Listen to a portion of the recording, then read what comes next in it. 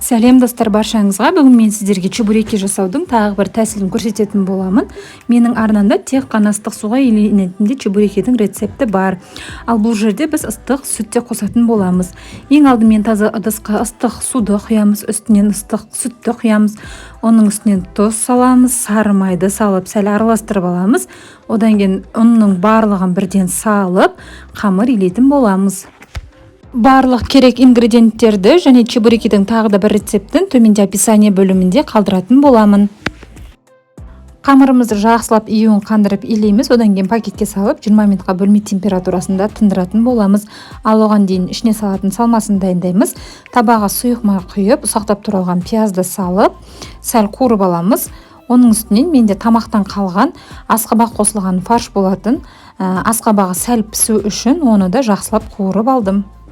Егер сіздер тек қана етпен жасайтын болсаңыздар, онда қуырудың қажеті жоқ, ол чебурекиларыңызды қуырғанда пісіп кететін болады. Мен асқабағы пісу үшін осылай қуырып алдым.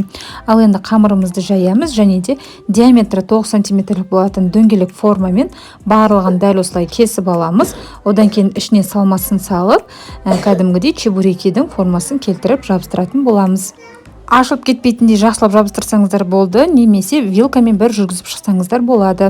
Мінекей чебурекиміздің барлығы қуыруға дайын. Енді табаға сұйық майды құямыз, және де екі жағынан әдемі қызарғанша қуырып алатын боламыз. Бұл жерде айта кететін, бұл рецепті менің алғаш рет жасап көруім маған ұнады.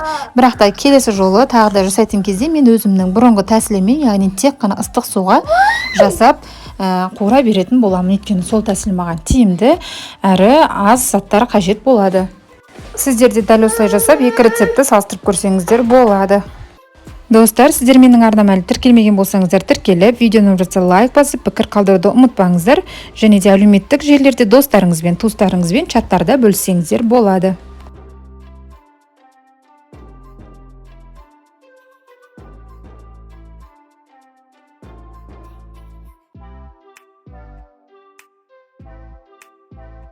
Осымен біздің чебурекилеріміз дастарханға ұсынуға дайын. Барлықтарыңызға ас болсын. Келесі видеоға дейін сау болыңыздар.